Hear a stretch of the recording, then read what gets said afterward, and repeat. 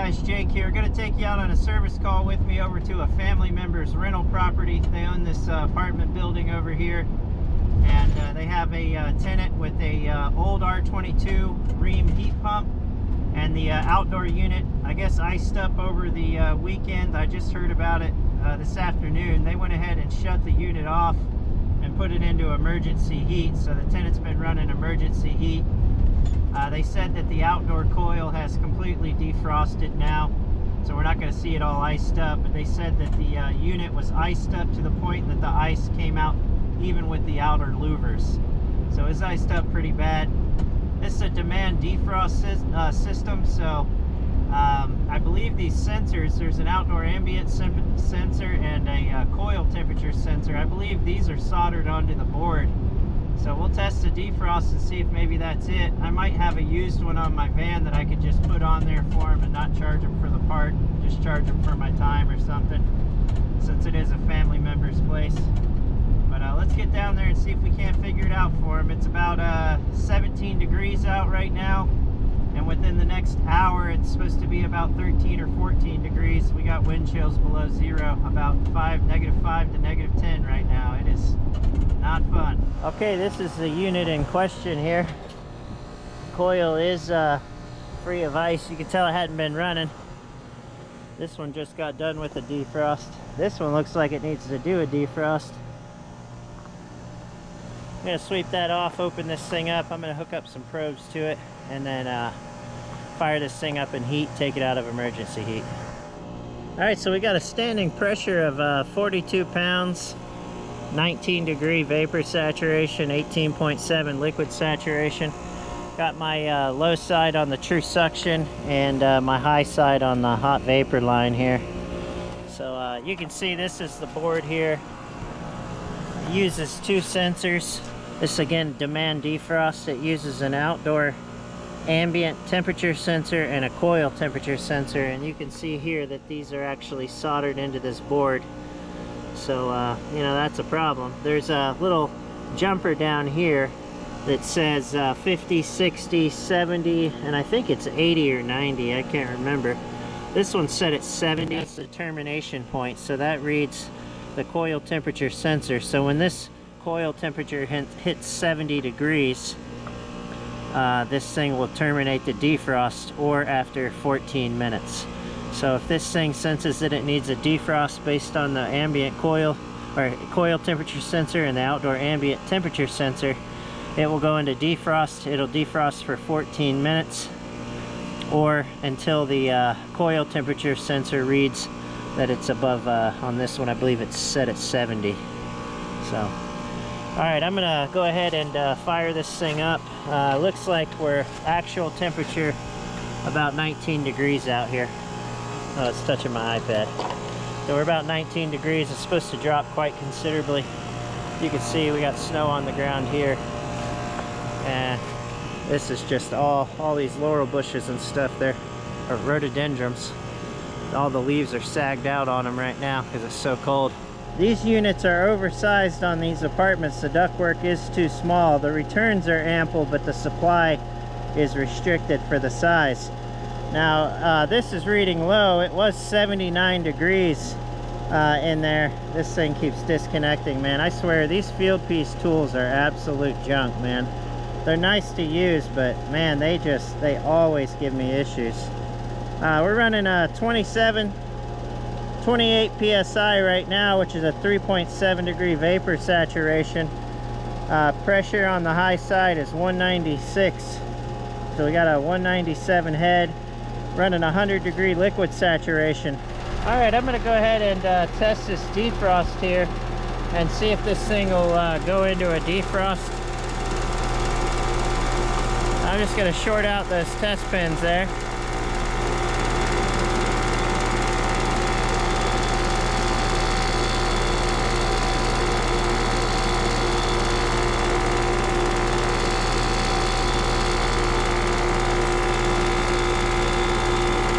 So far it is not shifting. So I should be able to hold this. It speeds it up by a factor, I think it's of 240. So this thing should shift into a defrost and shift right back out if the sensors are saying that it's not needing to go into a defrost. So this thing is not shifting. I can't get it to go into a defrost. So I'm working on this unit right here, and the defrost is not engaging. This thing has been over here running like this for quite some time here. I was like, is this thing stuck or something? Look at this. That fan is locked up. So we need a new fan motor on this one. Look at that. Man, we're gonna have to shut that one off the heat call and go to emergency heat on that. This thing is locked up. This is the test pin though to test it, and it's not shifting.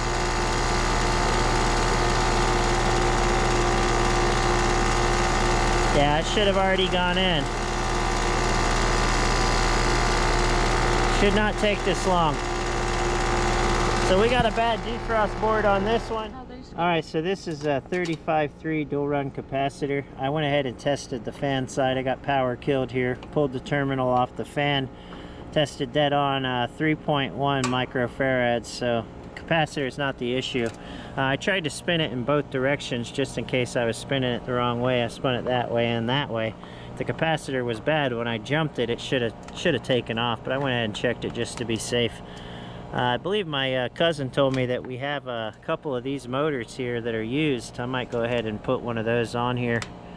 I need to make sure though, so I'm going to read the specs on this and see. So when they replace these units, typically they take them apart before they take them off for scrap and keep any like motors, defrost boards, things like that for them. So I'll see if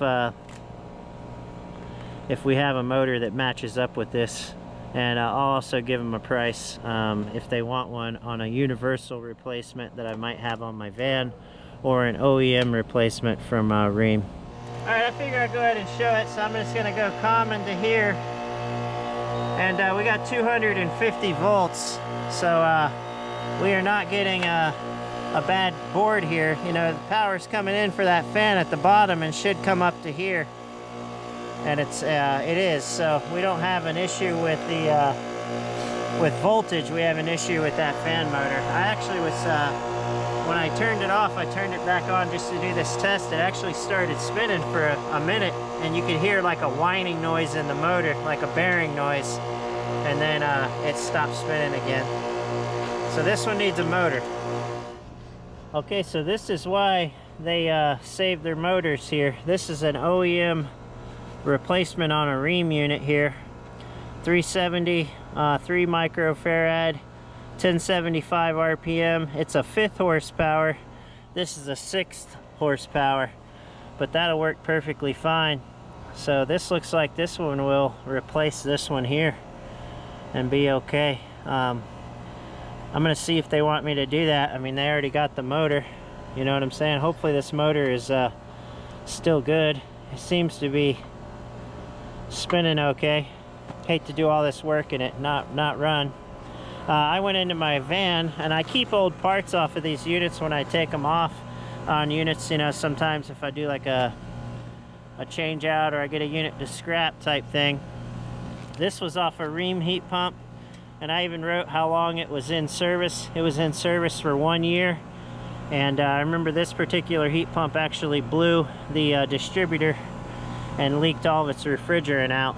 So this is an exact OEM replacement board for this defrost board right here. It's got the sensors that are removable instead of being hardwired in and soldered.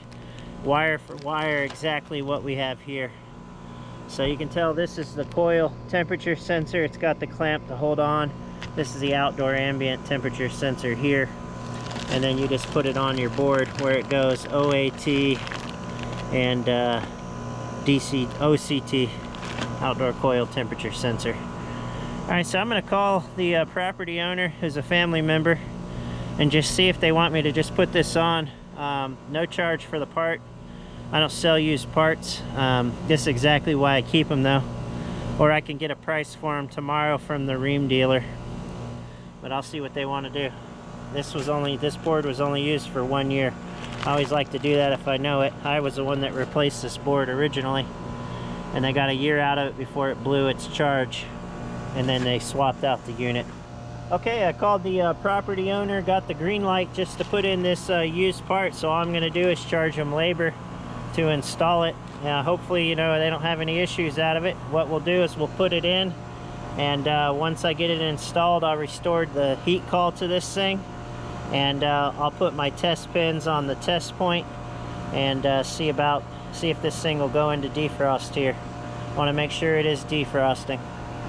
So let's go ahead and get this one swapped out. I'm not going to record every wire because the sun is going down and the temperature is dropping like a tank out here. But it's wire for wire. Alright, I got the new outdoor coil temperature sensor mounted in the same spot. You got to be cognizant you don't want wire rubbing. So I put it on this side of it. And then the outdoor ambient temperature sensor, we're going to zip tie to the bottom of the wires down here in this mess here. So that's what we'll do. That way it's secure. We shouldn't get any wire rubs here. If this one here doesn't defrost soon, I think it might have something going on either with the charge or the defrost. I'm not really sure, but it's got quite a bit of frost on that coil. Okay, I got the outdoor ambient temperature sensor down here by the low voltage wires zip tied up. Got the coil temperature sensor zip tied all the excess, and then these come up through. So if you look at these prongs here, one is 3 and the other one is 2. That's how you can tell the difference on which one is which, because they both use black wires. So if you look down here at the bottom, let me try getting over here. If you look down here at the bottom, the outdoor coil temperature sensor, it's actually using a 3. And then the outdoor ambient temperature sensor is using a 2. I'll move my finger out of the way. See that? Kind of hard to see, I know. Let me see if I can move that. There you go. So the bottom one is the outdoor coil temperature sensor. It's got 3 prongs, and then the outdoor ambient temperature has 2. Alright, I'm going to go ahead and plug those in. They just slide right on. Okay, so down here on the defrost board, you have some settings. That's your termination set point. 50 degrees, 60 degrees, 70 degrees, and 80 degrees. I have this one set at 70 degrees for the defrost termination. So basically this thing's going to go into defrost, and it's going to read the coil temperature sensor, outdoor coil temperature sensor. And when that coil temperature sensor gets to 70 degrees, this thing is going to terminate defrost. If it doesn't reach 70 degrees, it's going to terminate defrost after 14 minutes of defrost time. So whichever one happens first. So once it hits 70 on the coil temperature, it's going to turn off the defrost, or it'll time out after 14 minutes. So 70 is good around here. You might be able to get away with less where you live, but here in Northeast Tennessee, 70 is kind of where you want to be. A lot of your ICP, Carrier, Bryant units, they terminate at 65. Sometimes 60, like right now when it's really cold, just won't get all that ice off the coil. So 70 is a little better. Okay, so my handheld light, it died on me. So I put my headlamp on. Might even be better. So I'm looking where I'm shooting the light here. So I should be able to put this on these 2 pins here and short this thing out, and it should go into defrost. So when you put that on there, it speeds it up 240 times. So right now you heard the valve shift, compressor shut off for a hot second, outdoor fan motor is shut off right now. So it did shift into a defrost. We just need to make sure that it's going to shift back out, okay? So right now, instead of this being the cold coil, this is now the hot coil, okay? I'm going to let it just do its thing here for a second. Well, you can see the steam coming off of that coil. Just timed that perfectly. Reversing valve shift, compressor shut off, and now it's running again in heat mode. And it's flinging out nice cold air here. It's got a little bit of the shake and shimmy here going on. I'm going to put this door on and see if that gets any better. But right now we do have a functioning defrost board. I was able to shift it into defrost, and it did go into defrost and then came back out. Okay, so if it's in a defrost, if you shift this thing and it goes into a defrost and you want it to come back out, you can short the pins again and it'll actually bring it back out of defrost. This thing has got a real bad shimmy to it. All right, the shimmy went away once we got the door on there. I just think this thing, the metal's getting fatigued. We got a lot of ice on the louvers, probably got ice on the blade as well. So when we put this door back on, the shimmy went away, so it's not sitting here shaking itself to pieces anymore. So I'm gonna go ahead and work on this next one over here and pull this motor off and install that. Well, unfortunately, this one doesn't look like it's gonna be so simple here. I forgot this was on an older Rheem where it had that little frame that went around and actually screwed into the side of the motor. So this is gonna have to mount like that, right? And if you notice here that, oh, it looks like that plug's trying to come out the top there. The plug's out of the bottom. But you can see here, those are gonna have to be flipped. So I'm gonna have to actually take those nuts out. Let me see if I can hold this. Those nuts right there, daggone it, there.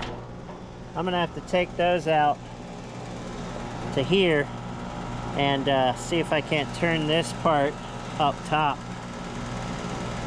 so that this thing can go into these holes here and mount in there. I'm gonna see if I can't flip those screws around. Got myself pretty good there.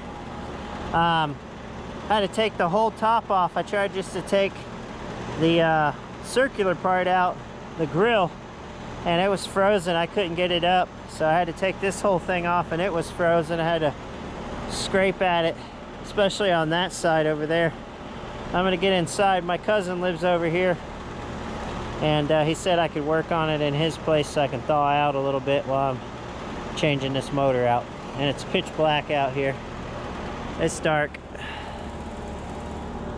Here's with no light. It's dark. All right, well, I'm not sure how well this is gonna show up. My camera's all fogged up. I got condensation all over everything. But basically all I'm doing is taking this thing and turning those over. So this was on the top side of the motor here. I got the plug in the top back in over there. This was on the top, and then I just take a, it's actually like a 9mm and a 1/4 inch. Took off the locking washers here and basically break it free and then flip them. So now this will stick up hopefully through the frame at the top here, and then this will be in the bottom. I've already got the plug pulled on the bottom, of course, here. So we just got 2 more to do. I'm gonna do these last 2 on this side right here. And this motor is a little bit different. If you wire it up 3-wire or 4-wire, it has different wires that you're supposed to use.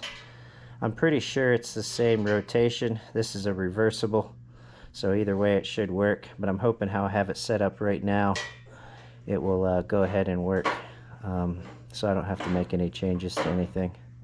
Right now I have my brown and yellow tied together with a wire nut here, like that. Okay, so the old screw holes are actually screws that went into the top of the old motor here. We couldn't reuse those because we mounted this new motor on there. We're actually going to the outside holes. So I put the nuts on with the locking washer, and it's holding the motor in there where it should be. And we're going to put this cover on. It's broken one spot there, bent in the other. But that way it keeps water off those nuts. And we're going to go ahead and wire this thing up, make sure it's spinning in the right direction. Alright, got one of my family members going in there to turn the unit off of emergency heat. Let's see if this thing is blowing up and out. And it is. So it's just a little paper test. I'm poor hiker trash, so I can't use $100 bills like old Ted. See that right there? Blowing out. If that thing pulled in, I'd have to reverse my leads. So now I got this yellow and brown here tied together. I'm going to go ahead and put some electrical tape around that. I'll pinch it together and then wrap it along this nut to make sure that that doesn't come loose. I won't leave it like that, and then I gotta zip tie the wires. So we are definitely blowing out. Sweet, sweet, sweet. All right, well, since I was here sitting with this one, I went ahead and sent it into a defrost here, and it did shift. Also, that one with the frost on it, not this one, the other one over there, it did go into defrost. It's in defrost right now. So it's just letting the frost build up a little bit. It's not ice yet, but it's definitely frosty. I would think that it should have defrosted a little sooner. The thermistors might actually be getting a little out of range on that, but that one, again, the thermistors are, you know, soldered into the board on that. I'll just have my family member keep an eye on that and see if it gets a little better. If it continues, I might look at upping the defrost termination set point on that.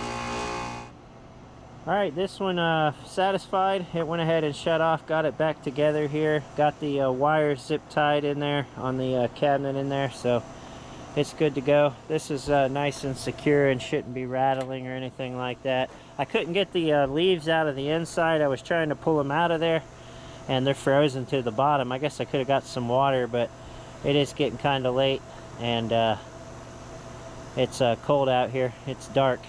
Right now, I don't know how accurate this is. Right now, we're at 13 degrees, 14 degrees here. So it's pretty chilly. Let me show you how dark it is with the light off here. So someone turned a porch light on over to the left, so it's not so bad. But this is forest property back here. All right, it's wrapped up. This one kicked off in the middle of the defrost, so when it turns back on, it should turn heat strips on and continue the defrost. And then this one is not icing up or anything like that, and all that shaking has gone away too. And it has defrosted since. Forgot to mention, I didn't have to switch the leads, thank goodness, on this motor. It was already set up. Like I said, this was on a Rheem, but it was an older model than this one. It was like a, I think it was an early 2000s model. This is like a, I think it's 05. So yeah, so I didn't have to reverse it, so I got lucky there. Brain's probably just not working right because it's so cold and I've been working all day. But I'm going to go ahead and get this one wrapped up. I want to say thanks for watching. You guys stay safe out there. Get home safe to your families. Talk to everybody later.